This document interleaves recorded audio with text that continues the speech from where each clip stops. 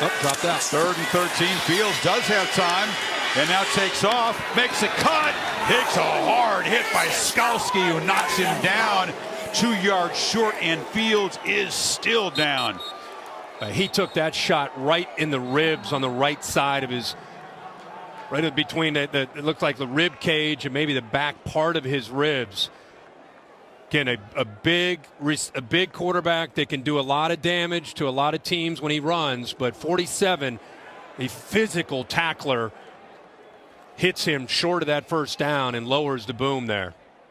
Skalski plays with a memory of his dad, who told him when he was a young player, son, when you hit him, make him feel you.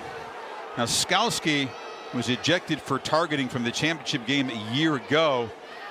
Talk about different fuel. That's provided him fuel. Just in the midsection of Fields, who was still being looked at. I hope it's just having the wind knocked out of him. I'd like to ask Bill, and again, Bill, the targeting call that Chris just referred to, he did lower his helmet there for the crown of his helmet. Yeah, they've just stopped the game for review. Yeah, it does have the crown of the helmet down. Yeah, forcible contact. I see a targeting call here. Yeah, that's what I thought you might jump in there. You know, 2 subplots. Fields, is he okay? Can he continue? Finally help to his feet. And what about the fate of Skalski? As you point out, Kirk, he's the defensive quarterback of that front 7, already without Turner for the rest of this quarter. Looks like Justin's okay.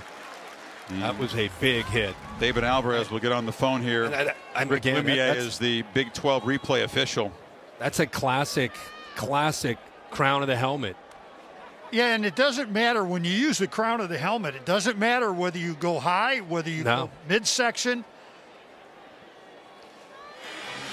Bill, I think sometimes there's confusion on what the point you just said. I think sometimes people get caught up in thinking you have to hit the head like a helmet to helmet. That's a completely different foul. Correct. You know, similar the thing Billy, I was going to say similar to what Sean Wade did last year. If you think about when he hit Trevor Lawrence on that blitz, that kind of turned the game around. It was the crown of the helmet on Sean Wade. Buckeye fans wondering if it'll be the same thing in reverse. This would be crucial if Skalski is disqualified for a 2nd straight game in this building. Wow. Here's Alvarez with a verdict from the booth. After further review, number 47 was confirmed for targeting. The penalty would be half the distance to the goal and an automatic first down. Number 47 is disqualified. So Skalski is out. That is a huge blow, just as it was last year for Ohio State. The game-changing disqualification of Wade got Lawrence going. Fields seems to be okay. Very little experience, Kirk, behind him at quarterback. They rush 4, across the middle, catch made, and hammered.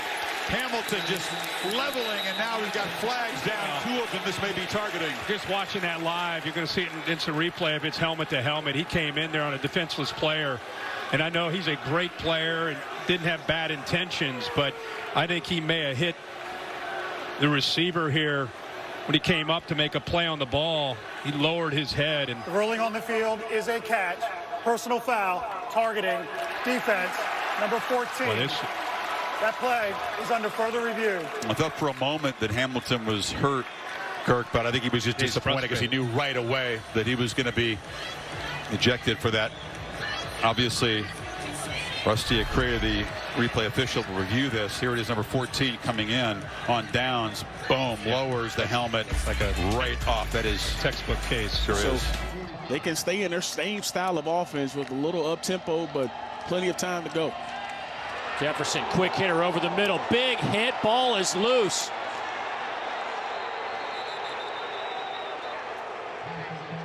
John David White got lit up by Nick Bolton.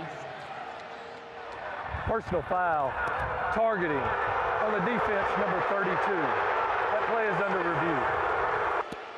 Well, my first impression is that was a shoulder-to-shoulder hit. That's my first look at it. After review, the ruling is confirmed. Number 32 has been disqualified. I got to tell you, I'll be honest with you. I would love to get an explanation on that one. I just Nix looks to the left. A huge shot. The mouthpiece came flying out, and so did 2 flags. Incomplete. LeCount came up and drilled Jedrick Jackson. Yeah, they're definitely going to take a peek at this. I mean, you said it, mouthpiece or whatever it might have been. It might have been an ear pad. I don't know. There's something came out along with the football. LeCount saw that right away, known as a big hitter for this defense the last 3 years. Personal foul, targeting, defense, number 2. The previous play is under review. LeCount's a preseason All-American. He's the guy that had a couple of interceptions in the opening game. Watch him deliver this hit. Watch how quick he reacts. Boom, foot in the ground. He sees it and just lowers his shoulder and head into the receiver. Let's see where the contact is. Boy, that is close. Looks like the right shoulder got in there.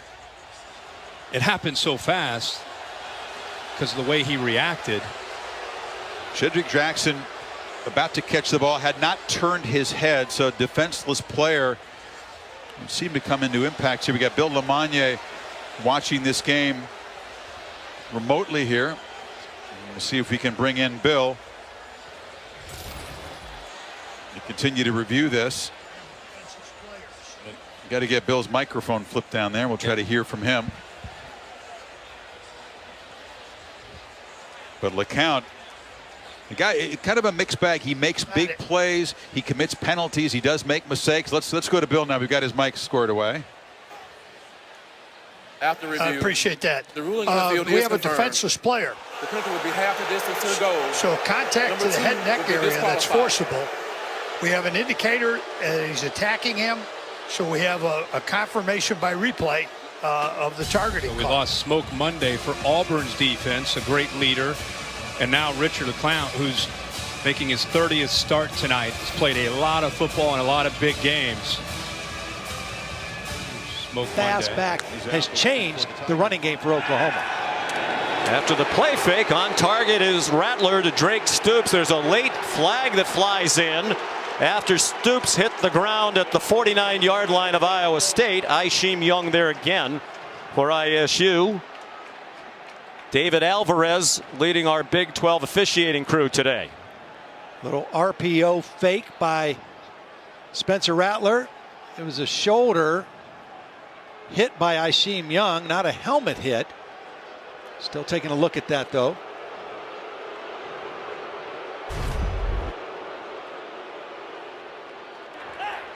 Personal foul, targeting, defense, number 1. 15-yard penalty and automatic first down. The previous play is under review. So it'll go to Gene Semko, the replay official. Let's bring in our rules expert, Matt Austin. Obviously a very important play here, Matt. Less than a minute into the game. Yeah, this is going to be unfortunate, I'm afraid. The defender, I think, is just trying to make a play, but he does come in hard. He lowers that shoulder. He hits the receiver in the back of the head with the shoulder. He is defenseless, so anything to the head neck area is targeting. So I think this is going to be confirmed, and one's going to be disqualified. Now, well, it looks a lot worse from some angles than it does from others. Matt Campbell, the head coach of the Cyclones, very upset. That's John Haycock, you saw in the huddle there a moment ago, their defensive coordinator. But this is an important player. No doubt. He was the co-Big 12 Defensive Freshman of the Year with Kari Coleman of TCU. He's from Philadelphia. And they have excelled on defense, and Matt Campbell's the first to say it, largely because they've played with the same 11 people just about all season long. They've avoided COVID, and they've stayed injury-free. well, Aisheem Young was the guy who sealed the win in Ames against Oklahoma. Had the interception off of Spencer Rattler late. Also had 7 tackles in that game. 5 tackles and a forced fumble against Texas. He would be a huge loss to this defense. After further review, the ruling on the field is confirmed. Number 1 is disqualified. Well, you have to feel terrible for him. I don't think there is anything malicious about it, but as Matt Austin explained, by the rules, the letter of the law, that throws high and wide, incomplete. George Pickens. And we're going to get a late hit right at the end of this one. The 2 coaches before the game I hope they know each other well, right? Yeah, Personal foul. Roughing the passer. Number 13 on the defense. Penalty is 15 yards for the previous punt. Automatic first down. So as Bennett rolls out, DeAndre Johnson has a bead on him. 1, 2. Yep. Wow. He's lucky he doesn't get targeting. He's an important player. One of the 3 guys that are expected to replace Darrell Taylor, their great rush outside linebacker defensive end from a year ago, and that could get reviewed. DeAndre Johnson, who had a big game against South Carolina in the opener, had 2.5 sacks in that game. He lowered his head. You got to lower your head a lot to get down by Bennett. That's right. Right? For sure. The crowd just saw the replay on the screen, and this is going to be close. It wasn't vicious, but they hit. Oh, man. Yep. He might be done. Whether he was trying to pull up or not, the fact remains it was helmet to helmet. Well, 90% of his body pulled up, but his head went down, and that's what caused it. David Smith is our referee, over having a word with our replay official, Mickey Haddock. He is very, very nervous about being taken out of the game. Gene Steratore is with us. Yes, Brad. I could tell you, naturally we can all see that there's an extended amount of steps that this player takes before he makes the decision to do that. Now, it doesn't appear to me that it's the crown of the helmet, but we do see a dip of that helmet, and they could almost put that on the crown because the contact is just above the face mask opening. So that's the area that they're focusing on right now. We all know that it's definitely unnecessary, though. DeAndre Johnson didn't play in the game against Georgia last year, and he might not see the rest of this game. Here's a call. You're hoping for a lenient teacher right now, aren't you? After further review, there was targeting on number 13. He is disqualified for the remainder of the game. He may remain on the sideline. First down, Georgia. DeAndre Johnson only lasts Bruce Jacobs a few minutes. That's why I saw it started. Purdy steps away from trouble, and Purdy has the first down and more. Hit as he was sliding, and a flag comes down. Gain of 14, but they're going to tack on 15 more because of the hit on the quarterback who was sliding. It was Isaac Slade-Matutua came in there as Purdy was starting his slide. You're chasing down the quarterback. You're trying to get him down. And he is starting to slide, no doubt about it. He just leaned in with his head and his shoulder. So you're chasing from the side and behind. He breaks to you, and you drop your head down. Might be targeting, too. Led with the crown of the helmet, it looked like. After the play was over, personal foul, late hit, unnecessary roughness on the defense with targeting, number 41. Penalty is 15 yards added to the end of the run. The previous play is under further review. That's a double whammy, right? When you lose a starter at linebacker, your leading tackler. They'll look at it, but it appeared to be targeting. We'll step aside with 3:08 to go in the half.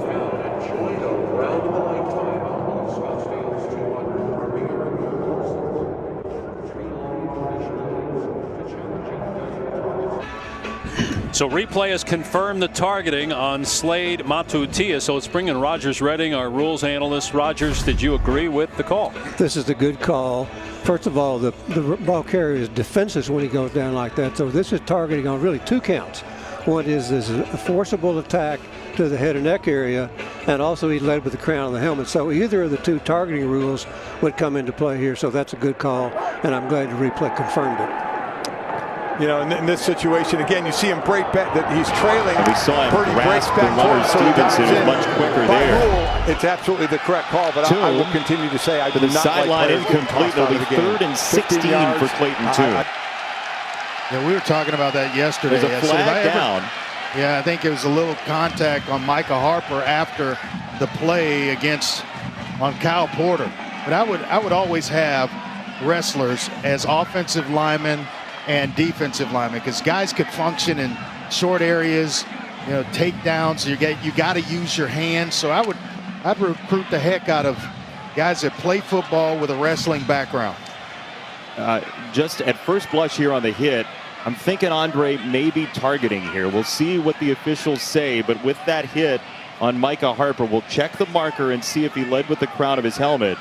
But just eyeballing it on the first hit, we'll see what they come up with on the contact from Harper to Porter. After the play was over, unsportsmanlike conduct. Offense number 22. Oh, wow. That's his first unsportsmanlike foul of the game. 15-yard penalty. The down counts. Second down. So they get maybe it on Porter. Yeah, maybe an after the lick in retaliation to the Micah Harper hit there, and then Porter. Oh yeah, they just can't have that.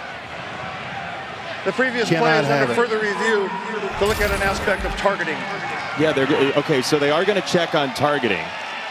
This will be 3rd and 31 and a targeting check, all to wrap up when we come back.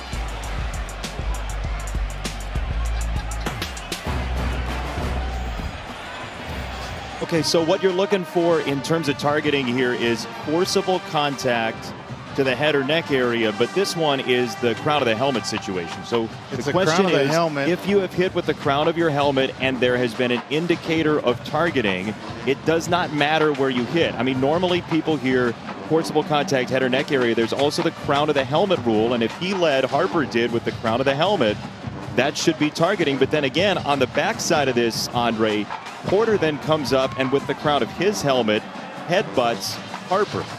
And lunges to do it. So I don't know if it's not how much violence is inflicted. It's just if you're going by the code of the rule, that one right there, there's a headbutt.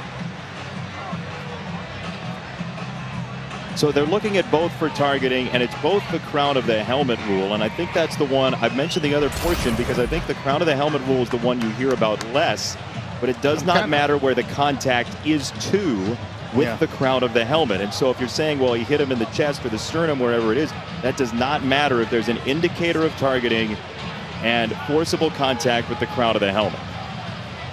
I've been looking at this for a long time. And if they have 2 possible fouls. I'd be okay if they just played on and let both guys continue playing. But within the scope because it of the looked rule, like as it's Harper written, was, I get it, but it looked like Harper to me was leading with trying to go in with the shoulder, and the head got involved.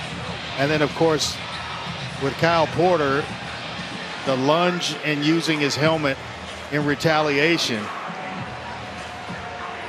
I don't know how they're going to figure this one out, but both guys may be done for the night. Well, if you're Houston, if it's Porter that goes out, you're without a full-strength Mulbacar.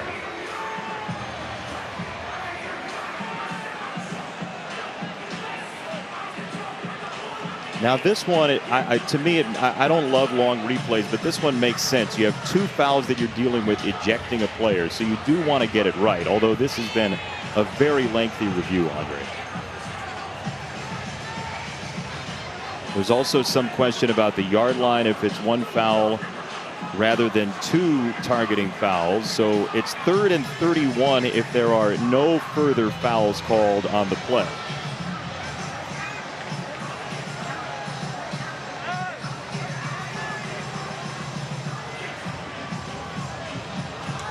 Hey, this long, it's like you're looking for something.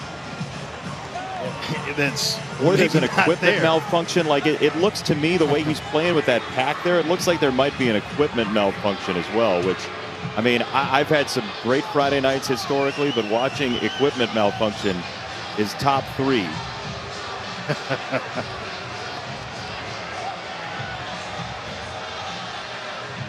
So, look, what you need to know if you're just joining us is we don't have cords and wires and knobs. We have 2 quarterbacks who are playing their hearts out. We have 2 possible targeting fouls here. And the first one is on Micah Harper, crown of the helmet question. After further review, there was targeting on BYU number 1. He is disqualified for the remainder of the game. That penalty will be enforced 15 yards, automatic first down. After the play was over, 10-yard penalty by Houston will still be enforced, but it will still be first down. So Harper is done, the freshman out of Chandler, Arizona. That is Division. a targeting foul because Struggling he tonight does on the get crown ground. of the helmet probably needs. Willis intercepted at midfield. Intercepted. Harris on the return. Harris to the 25, and then he steps out of bounds just inside it.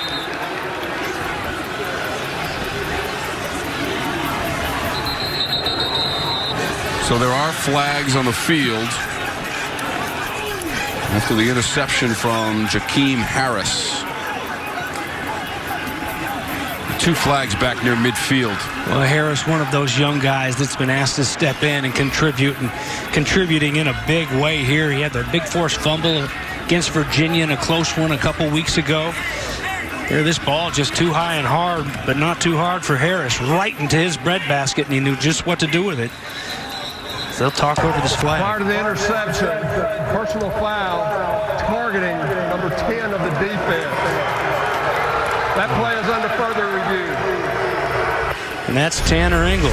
All right, so he said prior to the interception. So that will overturn this interception. They're calling it prior. Now, I wonder if they can change that. They can look at a lot of things.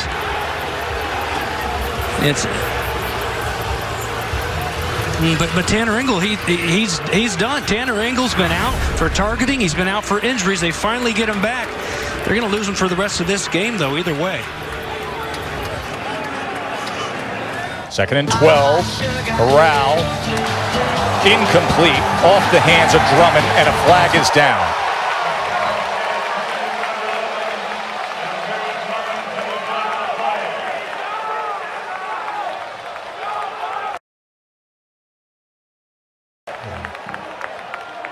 Really big Sean kick. Davis, hands on the hip. Yeah, could be targeting too. We'll take a look at it.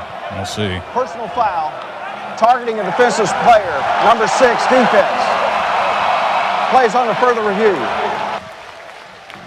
As the physical senior safety, Sean Davis.